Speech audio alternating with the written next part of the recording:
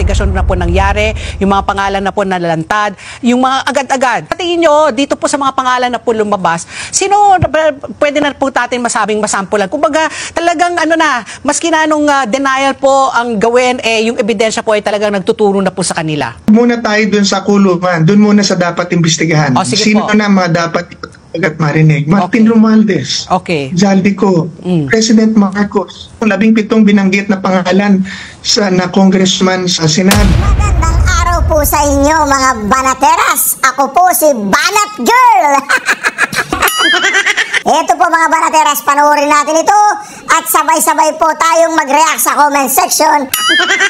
Alright, panoorin na po natin ito mga banateras. Mag-comment po kayo sa comment section at huwag po ninyong kalimutan mag-subscribe, i-like at i-share ang ating video.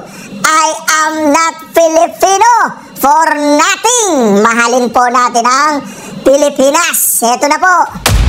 So, talagang pinapaikot-ikot ng taong bayan ng mga tao na to. Pinapaikot-ikot. Sinabi ho ng Pangulong Bongbong Marcos na naniniwala sila na mapagkakatiwalaan pa rin ang gobyerno. Nako! Mga karyaso, mapapagkatiwalaan pa ba ang gobyerno? I-comment nyo nga sa comment section yan. Mapagkakatiwalaan pa nga daw po ang gobyerno. Oo, narinig niyo? Sinabi ho ng Pangulong Bongbong Marcos na naniniwala sila na mapagkakatiwalaan pa rin ang gobyerno. Ibig sabihin, meron pa ring credibility. Ay, tama naman. Dahil, siya naman, bilang Pangulo, dapat talagang marinig natin sa kanya. Kailangan talaga yon. Oo. Ito ay dahil sa tinatamasa daw ng kanyang administrasyon ang maling gawain noong nakaraan. Kahit na masakit at mahirap ang proseso. Pakiulit mo ngayon? Pakiulit ngayon. Ibig niya sabihin dito, yung mga pagkakamali noon ay tinatamasa daw. Ngayon tumatama, ngayon naglalabasan. Tumatama. Oo, siguro. Mali lang kasi yung kasi ang tinatamasa, positive. Positive, parang pinakikinabangan. Pero ngayon, tuloy-tuloy din na ho ang ginagawang paglilinis sa hanang ng pamahalaan para matiyak na lahat ng opisyal at lingkod bayan ay karapat-dapat sa tiwalang ipinagkaloob ng taong bayan. Ayun. So, ibig sabihin, itong mga nangyayaring kaguluhan ngayon, ang mga kontrobersyang ito, ay resulta pa ito nung nakalipas na administrasyon. Ganun ba ibig sabihin? Parang ganun ang higing, Aminin man natin at hindi, Jen. Nagsimula talaga ito sa maliit, di ba? Di ba? Noon pa. Reporter pa tayo. Alam na natin. Hindi pinapasay. Kumbaga napagpapasensyahan pa. Ano lang naman, yan SOP. Yun, Standard na Yun na nga. Ang problema, ngayong panahon na ito, hindi nakatanggap-tanggap. Talaga naman. May mantakin kinakatay na Hindi, 100% na ginoghost na Oo. Tapos yung isang ghost project, kinabukas, sunod na taon, ginoghost uli, nakatatlong patong Paulit-ulit. Yun at yun, walang ginagawa. Ibig sabihin, naibulsa natin nung una. Ibulsa ulit natin pangalawa. Ibulsa ulit yung pangatlo. Yun nga. Talagang pinagpasasaan ng husto. Mahirap talaga kasi bumaon sa lipunan bumaon sa sistema ng gobyerno, di ba? Naalala ko dati nung panahon ni saan ba yun? Yung sumikat si June Lusada. Ano panahon yun? Yung City controversy, di ba?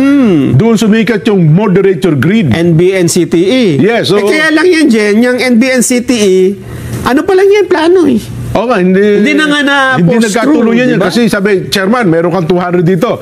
Hindi naman nagkatuluyan yan. Parang ganun Pero Jen, lang kung natuloy lang yan. Halimbawa lang ay walang corruption. Walang mga hingian. Totoo. Ang laking advantage sana yung kasi, nagkaroon tayo ng network kaagadan. Kasi lahat ng probinsya dyan, lahat ng government offices, public places, ay dapat connected. Yes. Yun ang idea niyan Nasingitan lang talaga nung, yun na nga. Pero ibig sabihin, ang pinupoint ko, Nelson, nung time na yon, ang sumikat na pong pahayag ay moderate your greed. Yes. Di ba? Sa halip na moderate your greed, abay, hindi po nangyari yung moderate your greed. Lumagpas no? Oo. Siguro ang naisip nila, mahihina yung mga nauna sa atin.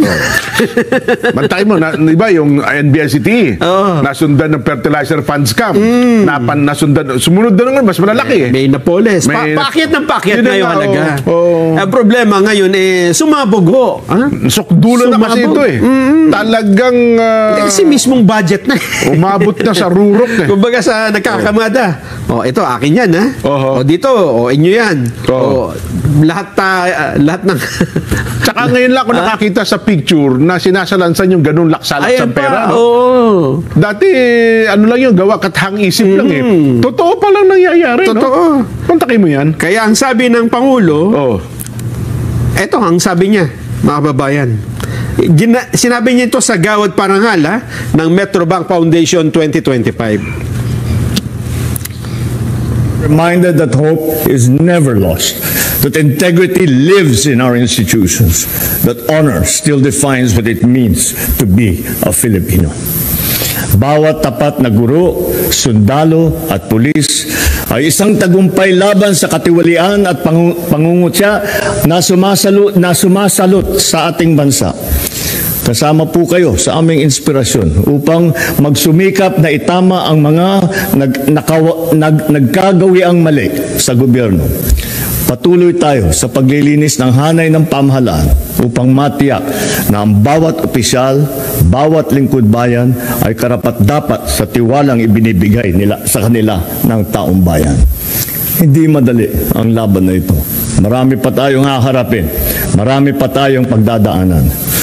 It will be hard, and sometimes it will be painful, but it will be worth it because what we are fighting for is a country that our children will inherit, that a nation that they can be proud of, that they can be proud to say, I am Filipino. Ayun. Napakahirap ng kalagayan na ganyan, Kasi sa gitna ng napakaraming lumilitaw na mga issue ngayon na may kinalaman sa katiwalian, parang mahirap kumbinsihin ang ating mga babayan Well, bilang leader ng bansa, iba sabihin mo, dapat proud pa rin tayong sabihing Pilipino. Tayo. Ako mga ka-reaction, magsimula pong nadali tayo ng isang bangag. Hindi ko alam kung masasabi pa natin proud tayo bilang isang Pilipino. Habang nandyan sa pwesto ang mga magnanakaw, mga bangag, mga sindikato, hindi ko po alam. Dati, nung panahon ng Pangulong Duterte, proud na proud po tayo. Pero ngayon, hindi ko po alam. Kayo po ba ay mas proud ngayon o mas proud kayo nung panahon ng Pangulong Duterte? I-comment nyo nga po sa comment section yan mga ka-reaction.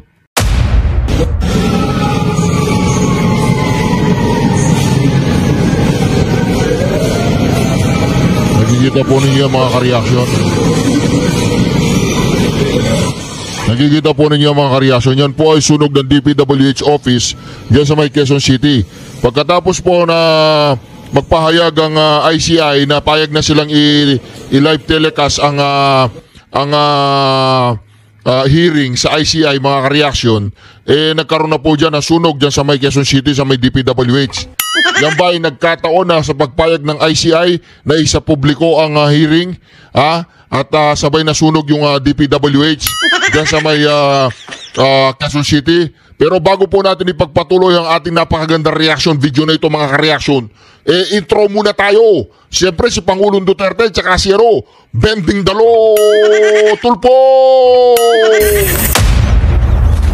Kayo bang mga military pati police, would you still continue to support a drug addict?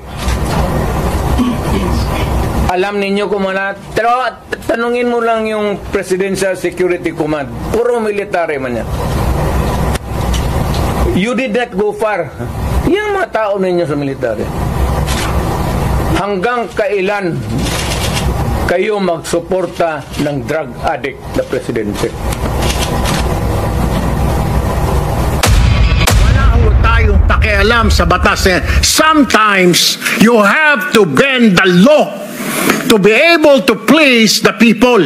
Mas mataas po ang taong bayan sa batas. Am I right, Secretary Remulla? Yes, sir. Yes, sir. Yes, sir. Mr. Chairman. Thank you, Mr. Chair. Magtanako, mga Marcos! Walang hiyayan! Tarantado ka, Marcos! Ukinin na, Marcos! Ito mga karyasyon, tuloy na po natin ang ating usapan. Ito na po. Nakikita nyo po dito sa naging desisyon na ito ng Korte Suprema din po, Attorney? Yeah, Admar. Okay, isa-isahin natin. Ito si Edgar Irisi, smartmatic yan. Kaya nga kini-question niya si Miro dahil bata yan ni smartmatic. Kaya si George galit sa kanya. Kasi si George bata ni Miro. So, ano yan? Si Miro bata niya si George Garcia. May balita po tayo mga kareaksyon na bago po natin ituloy ang video ni Atty. Glenn Chong. May balita po tayo ito hindi ko alam kung totoo o hindi. Si Bam Aquino daw, si Ping Lacson, si Tito Soto, tsaka itong si Kiko Masin, sila daw po mga kareaksyon na hindi tunay na nanalo. Hindi ko po alam kung totoo yan, nabasa ko po sa social media. Ang tunay na nanalo daw po ay si Lambino, si Hinlo, si Bondok, si Attorney Vic Rodriguez. Sila daw po ang tunay na nanalo mga kareaksyon. Yan po ay nakapost sa social media at ngayon nagkakaroon nga ng problema itong Smartmatic para yatang nakademanda sa Amerika o nasintensya na. Ito po, pakinggan po natin si Atty. Glenn Chong.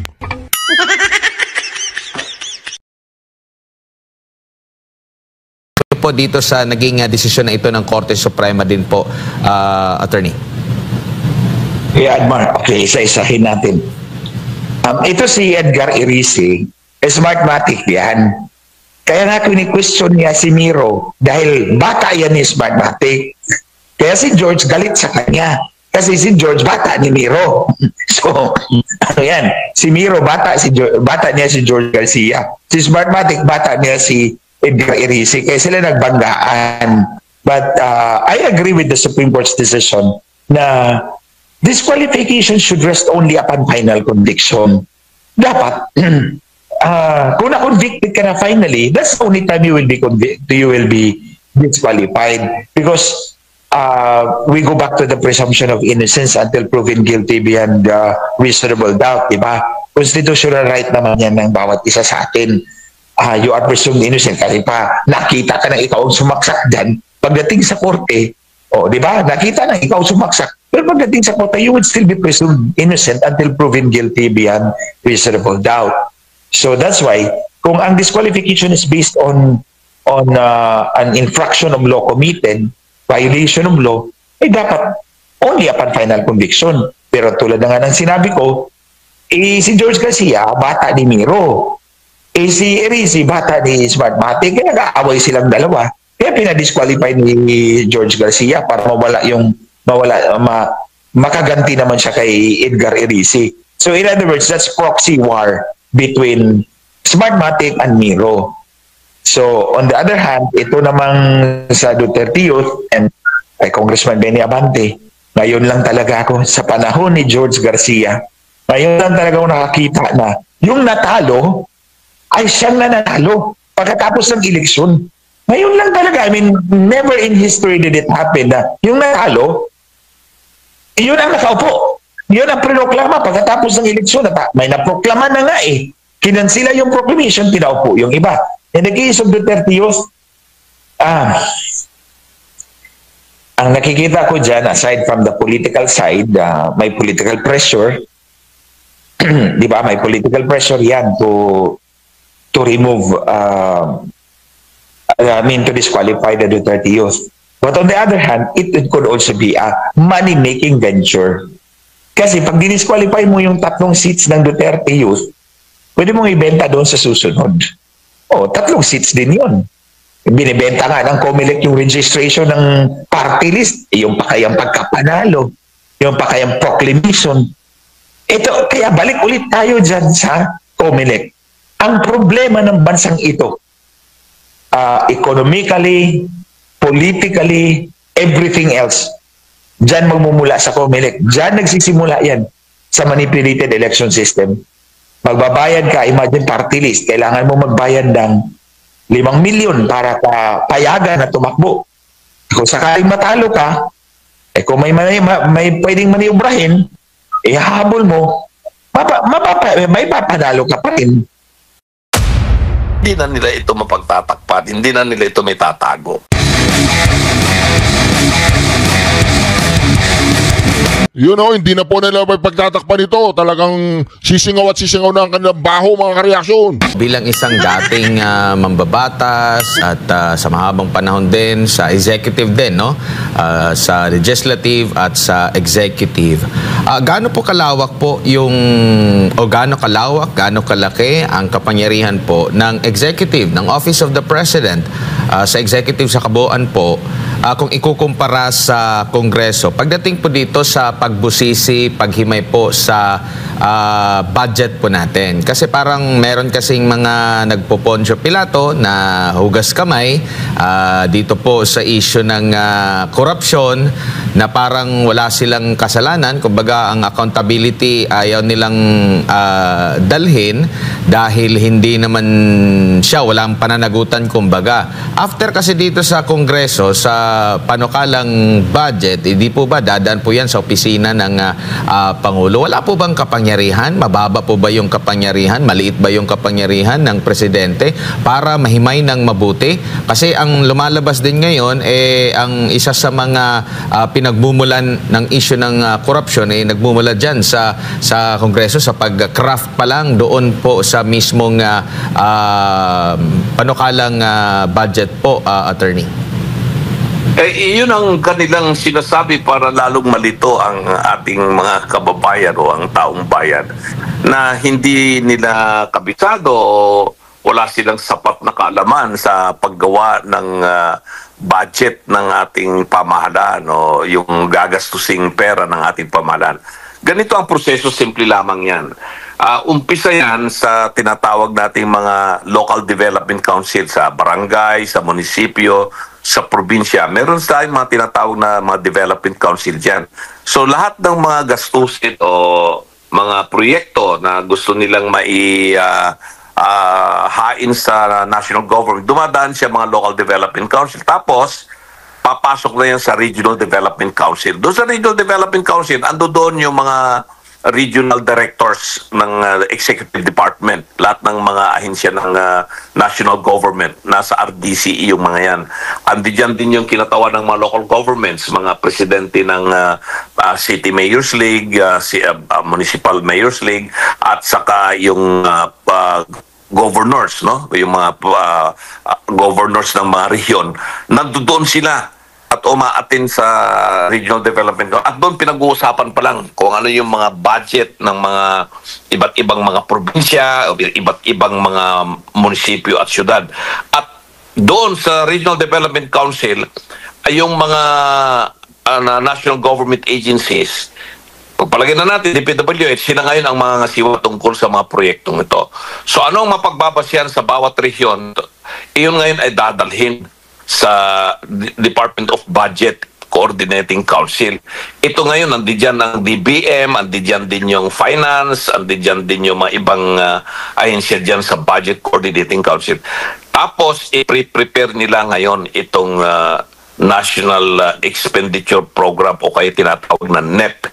Ito yung budget na final na i-prepare ng DBM at ng Office of the President.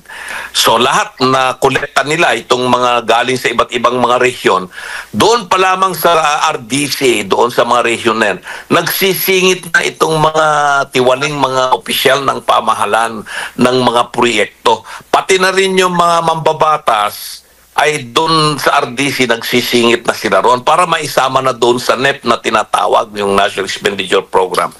At bago yan ilabas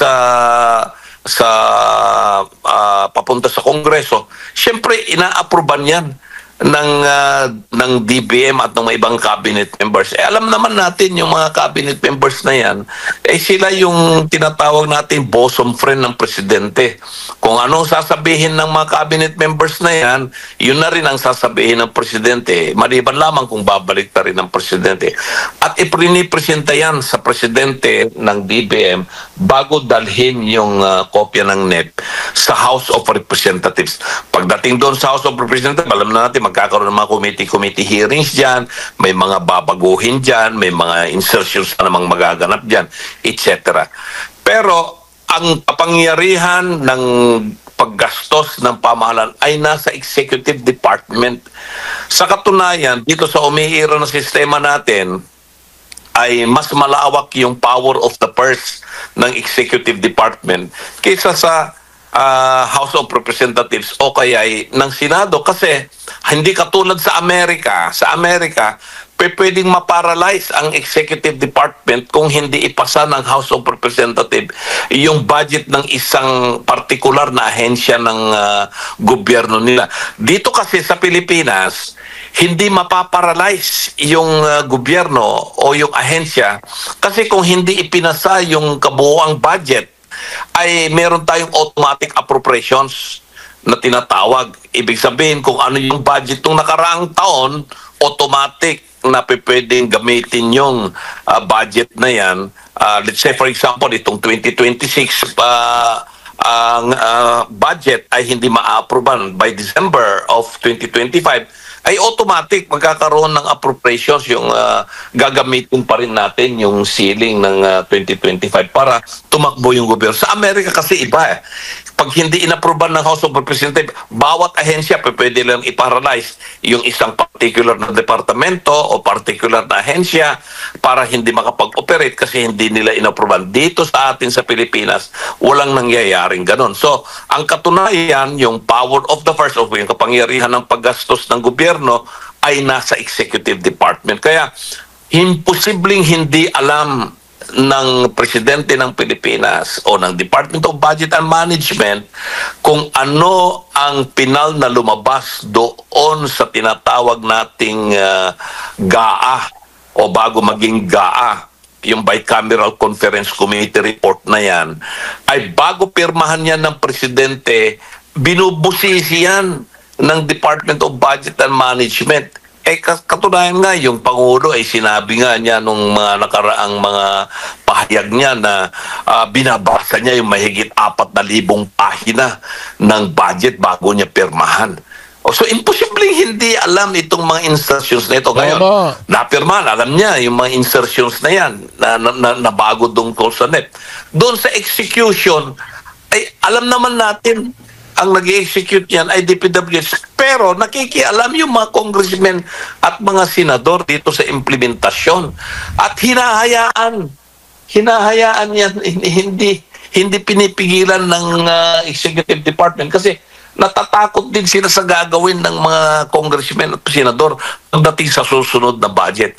So meron talagang nakikita natin na malawakang sabwatan ang executive department at saka legislative department o yung mga mambabatas at mga opisyal po ng pamahalaan sa executive department pagdating dito sa implementasyon o gastusin ng mga proyektong kanila pong inilabas. So, dito, lahat ang sisi ay hindi lamang sa mga congressmen o mga senador. Ang sisi dito ay alam na natin kung sino ang dapat na managot sa usaping korupsyon na nagaganap sa ating pamahalaan. Doon din po sa investigasyon ng Senado ata, I think nabulgar ito. Meron ding pagkakataon daw na mismo yung mga taga DPWH pa raw yung nag-o-offer doon sa mismong mga kongresista or nag-o-offer na meron pa kaming bakanting slot, no? So, napakalawak ng kapangyarihan. May veto powers pa ang presidente para maagapan ito. Pwede din nilang agapan yung pagbabahagi po ng mismong pondo doon sa intended na paglalaanan nito. Pero ito po bang nabulgar noon ni Congressman Isidro Ungab, nabanggit din ito ni former President Rodrigo Duterte, na blank items po, attorney. Sa tingin niyo po, konektado din ito dito sa maanumalyang flood control projects po? Ganito kasi ang nangyari nung itong nakaraang budget na 2025 budget. Inaproban niya noong 2024. So, alam naman natin na naghahanda ng lahat sa eleksyon. So, ginawa nila yung paraan dyan na para makakalap sila ng malaking pondo, gugugulin nila sa eleksyon para sa mga kandidato nilang mga senador, kandidato nilang mga congressmen at kandidato nilang mga party list. Kaya ginawa nila yung ganyang sistema. At hindi yan gagawin ng mga mambabatas. Hindi yan gagawin ni Saldico. Sabihin na natin siya chairman ng Committee on Appropriations nung ginawa itong 2025 budget na hindi alam ng speaker. Hindi rin gagawin niya ng mga senado kung hindi alam din ng mga senador dyan, chairman ng Committee on Finance, Senate President. Alam lahat po nila yan. At hindi rin nila ito gagawin kung hindi may clearance ang Malacanang. Kasi nga, hindi makakaligtas sa paningin ng Malacanang yung gagawin nilang mga insertions doon sa tinatawag nilang small committee or bicameral conference committee. Lahat yan sa ating eksperyensya. Kasi matagal din akong nagtrabaho dyan sa Kongreso ng Pilipinas at saka sa Senado at naka-attend tayo ng mga ginaganap na mga committee hearings, bicameral conference hearings, ganyan bilang isang staff ng senador o congressman. At bago magkasingitan yan, doon sa ilalabas nilang BICAM report, clear yan sa Malacanang. Itinatawag yan sa DBM, tinatanong yung secretary ng DBM na ito ilalagay namin to, ito ilalagay namin to. Siyempre, kung hindi papayagan ng DBM, mag-o-object yan, sasabihin, hindi kayo papayag yan. Pag pipilit yan, i-veto ng presidente yan. Ngayon, may mga pangyayari na kahit hindi pumapayag, di-clear yan ng DBM, pinipilit pa rin ng mga mambabatas yan. Kaya pagdating ng BICAM report doon sa Malacanang, ayun, i-veto ng Malacanang yung mga item na hindi pinayagan o hindi nagkaroon ng clearance ang DBM. Pero dito sa nakita natin, magkano lang yung binito nila na item, nasa 29 billion lang yata. Pero yung mahigit ilang billion, 300 billion na infrastructure nitong 2025 budget, inaproban. Apa-approve yan, ayos yan. Pero bakit hindi nila ni-release kaagad itong 2025, early 2025? Kasi nga binulgar nga ni President Digong, Tatay Digong, at ni Congressman Isidro Ungab.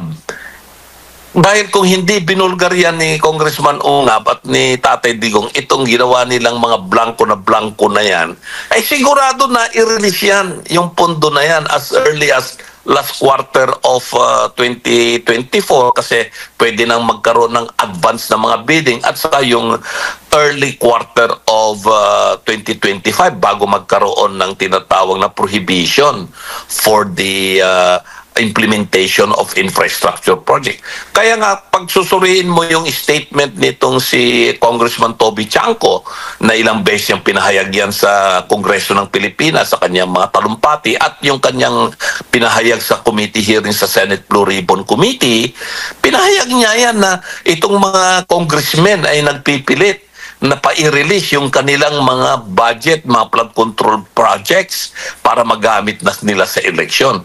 At doon na alarma siyempre ang Malacanang kasi kan naglabasan na itong mga reklamo na sinampa sa Supreme Court, may nagsasalita na kami, kaming mga tumatakbong kandidato sa eleksyon nung nakaraan, ay binabanggit na namin ito sa aming mga talumpati, pati sa aming mga social media accounts, nababanggit natin to, nabusisiin to. Kaya nagkaroon ng pangamba ang gobyerno, nagkaroon ng pangamba ang Malacanang Executive Department, hindi na nila inirelease yung mga hindi pa nila nare-release.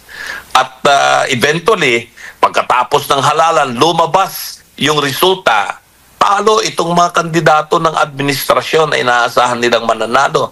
Kita natin, may mga kandidato silang dating cabinet members, mga incumbent senators for re-election, mga malalakas na mga pangalan na ang laki-laki ng kanilang ginugol nung nakarang eleksyon. Natalo sila. Kaya doon sila natakot. Natakot ang Malacanang. Nako, hindi na natin ito may tatago. Kaya yan, inunahan na ng Malacanang na nagsabi nilang, mahiya naman kayo, ganyan-ganyan. Kasi hindi na nila ito mapagtatakpat. Hindi na nila ito may tatago.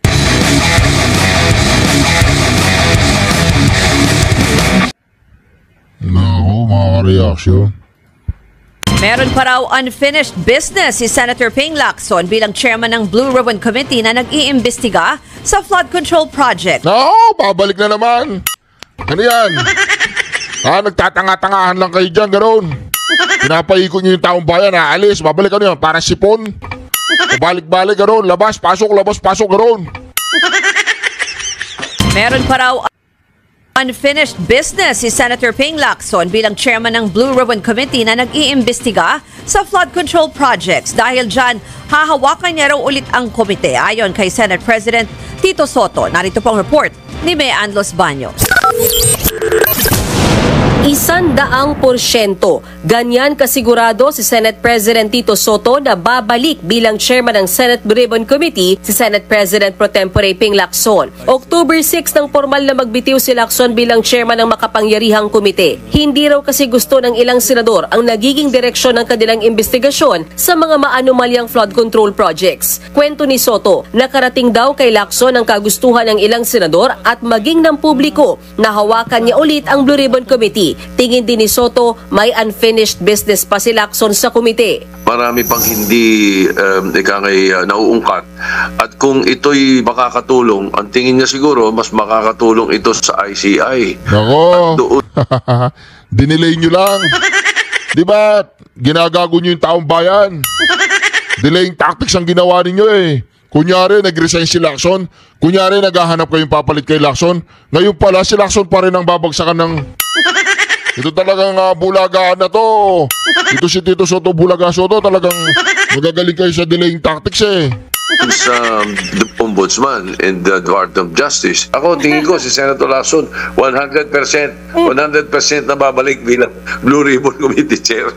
Naunang sinabi ni Lacson na dapat maging handa sila ni Soto sakaling bumalik siya bilang Blue Ribbon Chairman. Kabilang dyan ang posibleng pagkalas ng ilang miyembro ng mayorya at baka mawala pa raw ang Senate presidency kay Soto. Tingin ko kasi nakabackup dito yung karamihan ng mga kasama namin sa Senado at nakabackup din sa amin ng publiko eh. Basta ako, kahit anong pwesto ibigay sa akin sa Senado, magtatrabaho ko.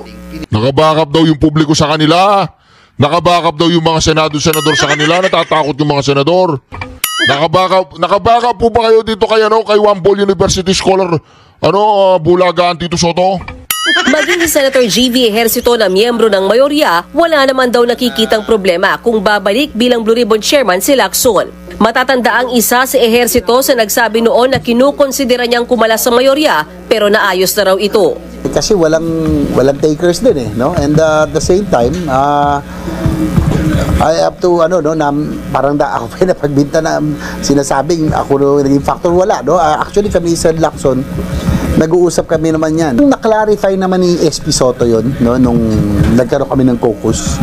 Nagkaroon lang kasi nagkagulatan na siguro na hindi nagkaintindihan, pero it was clarified. Matatanda ang inoffer sa 5 senador ang chairmanship ng Blue Ribbon Committee nang mag-resign si Senator Lacson. Ang ilan agad tumanggi dahil gusto raw muna nilang mag-focus sa pamumuno sa kani-kanilang komite, habang ilan pag-iisipan daw muna ito. Dahilan kaya itinalaga muna si Senator Erwin Tulfo bilang acting chairman. Dagdag pa ni Lacson, ano raw ba ang halaga ng Blue Ribbon Chairmanship kung mawawala naman ang ilan sa mga taga-mayorya at mapupunta sa minority block na pinamumunuan ni Senate Minority Leader Alan Peter Cayetano. Sagot naman dyan ni Senator Cayetano, hindi kailangang kaladkrin ng minority block sa isyu ng mayorya. Malinaw daw na ang dahilan ng pagbaba sa pwesto ni Lacson ay dahil sa mga hindi kontento mula sa Senate Majority. Bagay na inamin naman daw mismo ni Lacson.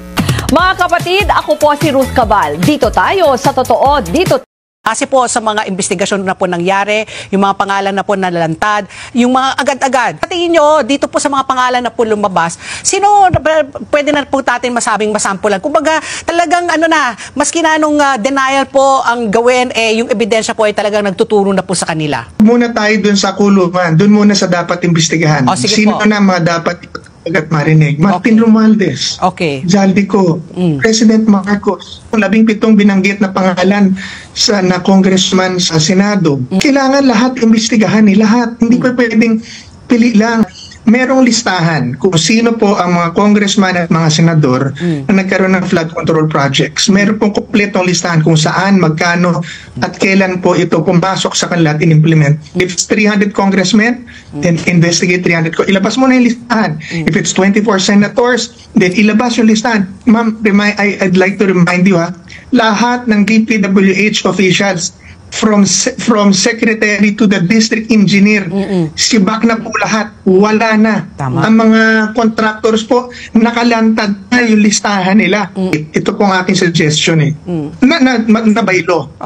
Yung mga na-implicate, lahat ng mga congressman at senador na na-implicate sa corruption at flood control should at least take a leave of absence and ask the ombudsman to conduct a fair probe, an impartial probe.